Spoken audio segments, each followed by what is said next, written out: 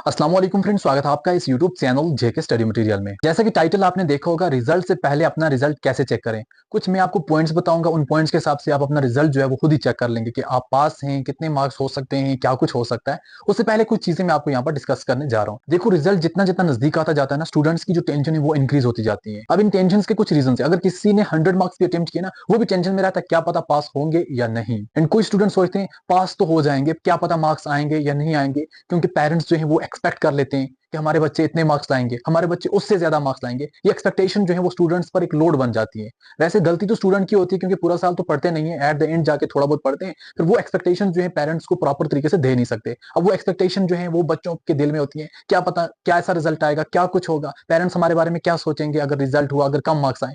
तो ये कुछ टेंशन भी रहती हैं स्टूडेंट्स की। एंड यहाँ पर कुछ ज्यादा टेंशन जो है वो उन स्टूडेंट्स को होती हैं जिन्होंने, जैसा कि 10th पास किया, 11th के लिए वो किसी बाहर किसी इंस्टीट्यूट में चले गए पढ़ने के लिए। एंड वहां पर उन्होंने 2 से 3 लाख रुपए उन्होंने एडमिशन फीस दी होती है 11th और 12th के पढ़ने के लिए, किसी भी इंस्टीट्यूट में वो चले गए। एंड 11th में उन्होंने फिर भी मस्ती की, अच्छे तरीके से प्रिपेयर नहीं किया।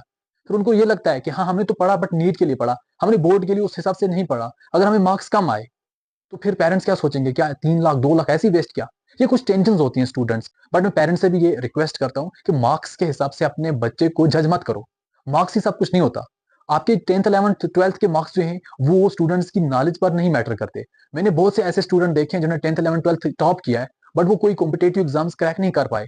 इसलिए मार्क्स पर मत जाओ। बहुत से ऐसे स्टूडेंट्स देखे जिन्होंने 10th क्लास में 220 मार्क्स लिए, 12th क्लास में 330 तक लिए, बट अच्छे तरीके से नीट एग्जाम क्रैक किया। इन बहुत से ऐसे स्टूडेंट आपने देखी होगी स्टोरीज वगैरह, 10th बैक रहा इन यूपीएससी तक क्रैक कर दिया। इसलिए पेरेंट्स से भी रिक्वेस्ट है कि बच्चों पर ज्यादा लोड मत डालो। मार्क्स नहीं ला रहे, खुदा ना खास्ता अगर कोई फेल भी हो गया तब भी प्यार से बात करो यार। इतना क्यों किस बात की टेंशन दे रहे हो? क्या लाइफ में यही एक एग्जाम है और कुछ नहीं है? जाके कुछ स्टोरीज वो भी देखो जिन स्टूडेंट्स ने 12th फेल करके भी बहुत कुछ उखाड़ा है। अब मेन पॉइंट पे आते हैं जो मैं आपको यहाँ पर बताने जा रहा हूँ कि रिजल्ट से पहले रिजल्ट कैसे चेक करें, ये कैसे पॉसिबल है। तो कुछ पॉइंट्स मैं आपको यहाँ पर बताने जा रहा हूँ, अच्छे तरीके से समझना। देखो, जब आपका एग्जाम हुआ था, अगर आपने एग्जाम में जो पेपर अटेम्प्ट किया है उसमें आपने पास मार्क्स या उससे कुछ ज्यादा अटेम्प्ट किए हैं, जो भी अटेम्प्ट किए हैं, कॉन्सेप्ट आपका अच्छे से क्लियर है, आपने जो भी लिखा है वो जो पूछा है वही लिखा है। अगर ग्रामेटिकली मिस्टेक है, हैंड राइटिंग में थोड़ी बहुत प्रॉब्लम है, बट आपने पास मार्क्स से ज्यादा ही अटेम्प्ट किया है, पास मार्क्स या उससे ज्यादा ही अटेम्प्ट किया, जितना भी ज्यादा, 1 मार्क्स ज्यादा, 2 मार्क्स, 20 मार्क्स ज्यादा, 50 मार्क्स ज्यादा, जितना भी ज्यादा अटेम्प्ट किया है, तो आप अपने आप को सिंपल समझो कि आप पास। क्योंकि बोर्ड एग्जाम्स में आपकी जो ग्रामर मिस्टेक्स होती हैं वो यहाँ पर इतनी ज्यादा प्रॉब्लम्स नहीं देती आपको। अगर आपकी हैंड राइटिंग में प्रॉब्लम है वो आपको प्रॉब्लम्स नहीं देती। आपका कॉन्सेप्ट क्लियर होना चाहिए। अगर ऐसा है समझो आप पास हो, टेंशन लेना बंद करो। सेकंड पॉइंट, जब आपने एग्जाम दिया, अगर आपके जो पेपर्स थे, 4 पेपर बहुत अच्छे से हुए हैं, अच्छे का मतलब है समझो पास मार्क्स से ज्यादा आपने अटेम्प्ट किए हैं। थोड़ी बहुत ग्रामेटिकली मिस्टेक्स चलती है, हैंड राइटिंग में प्रॉब्लम है चलती है, बट आपने 4 पेपर में अच्छे तरीके से किया है, सब कुछ अच्छे तरीके से किया है, पास मार्क्स से ज्यादा अटेम्प्ट किया है। बट आपका एक सब्जेक्ट ऐसा है जिसमें आपको ये लग रहा है कि पास मार्क्स से मुझे 3 4 या 5 मार्क्स कम बन रहे हैं, तो आप टेंशन मत लो।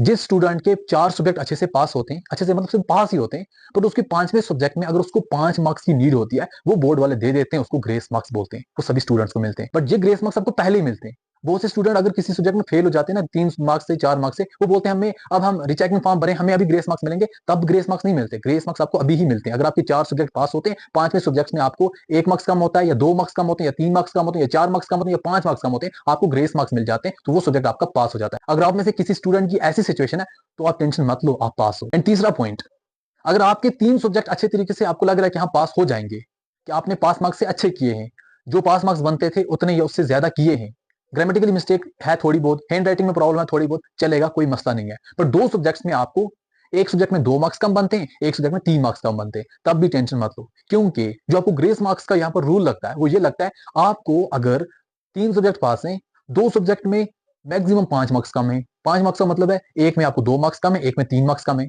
तो वो आपको ग्रेस मार्क्स दे दिए जाएंगे और आप पास हो जाओगे। अगर ऐसा सिस्टम है, आपके सभी सब्जेक्ट्स में 1 1 मार्क्स कम होता है, तो टोटल आपके 5 सब्जेक्ट्स हैं, तो आपको 5 मार्क्स ग्रेस मार्क्स मिलेंगे। ये रूल सिर्फ 5 मार्क्स का, मैक्सिमम नीड आपकी 5 मार्क्स की। एंड इसका थोड़ा और कॉन्सेप्ट भी क्लियर कर दो अपना। अगर किसी स्टूडेंट को 3 सब्जेक्ट पास हैं, फोर्थ सब्जेक्ट में उसको 6 मार्क्स कम है, और फिफ्थ सब्जेक्ट में उसको 2 मार्क्स कम है, उसको ग्रेस मार्क्स नहीं मिलेंगे। फिर वो स्टूडेंट बोलेगा आपने बोला था जिसको 5 मार्क्स की नीड है उसको ग्रेस मार्क्स मिलेंगे, मुझे तो 2 मार्क्स की नीड थी। अरे भाई नहीं, आपको 2 मार्क्स की नीड नहीं थी। आपके एक सब्जेक्ट में 6 मार्क्स कम थे, दूसरे में 2 मार्क्स कम थे, ओवरऑल आपको 8 मार्क्स कम है। तो ओवरऑल आपको 5 मार्क्स अगर कम होते हैं तब आपको जाके ग्रेस मार्क्स मिलते हैं। तो ये रूल भी थोड़ा समझ लो। अब हम आते हैं फोर्थ पॉइंट पे। फॉर एग्जाम्पल अगर किसी स्टूडेंट के 4 पेपर जो है वो बहुत अच्छे गए हैं, एक सब्जेक्ट ऐसा है जिसमें उसको कुछ क्वेश्चंस आउट ऑफ सिलेबस पूछे गए थे या पेपर बहुत ज्यादा टफ था, तो वहां पर स्टूडेंट्स को बोनस मार्क्स मिलते हैं। बट यहाँ का थोड़ा वो रूल भी समझ लो, ऑलरेडी मैंने बहुत बार डिस्कस भी किया, दोबारा मैं आपको बताने जा रहा हूँ। अगर कोई ऐसा सब्जेक्ट है जिसमें टोटल रिजल्ट 20% बनता है या 30% बनता है, सिर्फ पूरे यहाँ पर स्टूडेंट्स का, समझो 1 लाख स्टूडेंट ने एग्जाम दिया है, सिर्फ 20,000 स्टूडेंट उस सब्जेक्ट में पास हैं, तब जेके बॉस क्या करके एक रूल लगाती है कि कोशिश करते हैं कि कम से कम 50% या 60% रिजल्ट जाए, तो वहां पर कुछ स्टूडेंट को बोनस मार्क्स मिलते हैं। फॉर एग्जाम्पल चेकिंग के टाइम पे आपको, जैसा कोई सब्जेक्ट है 25 पास मार्क्स हैं, आप जब अपनी रीचेकिंग करोगे, अपनी आंसर शीट चेक करोगे, वहां पर आपको 23 होते हैं, बट आपकी मार्क्स शीट पे आपको 26 या 27 होते हैं। वो आप सोचते हो यार ये बीच में से मुझे मार्क्स कहां से मिल गए। ऐसा ही rule previous year physics 12th class पर लगा था, वहां पर स्टूडेंट को बोनस मार्क्स मिले थे। अगर उनकी आप जीरोक्स चेक करोगे, वहां पर उनको 20 मार्क्स हैं, एंड उनका अगर रिजल्ट चेक करोगे, वहां पर उनको 26 तक मार्क्स बनते हैं। इसलिए बोनस मार्क्स तब लगता है जब ज्यादा से ज्यादा स्टूडेंट फेल होते हैं। अगर आपका भी ऐसा मसला हुआ है, कोई पेपर टफ गया है, आउट ऑफ सिलेबस क्वेश्चंस आए, तो वहां पर आपको बोनस मार्क्स मिल जाते हैं एंड वहां पर भी आप पास हो जाओगे। अगर आपके साथ ये सिचुएशंस आई हुई हैं जो मैंने आपको 4 यहाँ पर पूरी एक्सप्लेन की, तो अगर आप इसमें आ जाते हो तो आप इजीली पास हो। अब लास्ट फाइनल पॉइंट पहुंच जाएगा, यार पास तो हो जाएंगे, मार्क्स का क्या करें। तो मैं आप सभी स्टूडेंट से रिक्वेस्ट कर रहा हूँ, पहली कोशिश यही हो कि हम पास ही हो जाएं, हमारा ईयर वेस्ट ना हो, बाकी सब देखा जाएगा बाद में। जैसे जैसे रिजल्ट आपका नजदीक आता है, बहुत से स्टूडेंट्स को टेंशन होती जाती है, क्या पता हम पास होंगे या नहीं होंगे। जिन स्टूडेंट्स को एट द एंड 500 में से 500 भी आते हैं, वो भी अभी टेंशन में होते हैं, क्या पता पास होंगे या नहीं होंगे। इसलिए मैंने आपके लिए वीडियो बनाया कि आपको पहले से ही थोड़ा बहुत हौसला बन जाए कि हमारा रिजल्ट कैसा रहेगा, हम पास होंगे या नहीं होंगे। क्योंकि ये यहाँ पर बोर्ड का रिजल्ट, ये कोई यहाँ पर कोई यूनिवर्सिटी का रिजल्ट नहीं है जो बहुत टफ जाता है, बहुत टफ मार्किंग करते हैं। यहाँ पर कोशिश यही होती है, अगर कोई बंदा पास हो रहा है तो पास ही करें, फेल क्यों करें। तो इस वीडियो को बाकी फ्रेंड्स तक भी शेयर करना ताकि सबकी हेल्प हो सके। और इस वीडियो को देखने के लिए थैंक यू।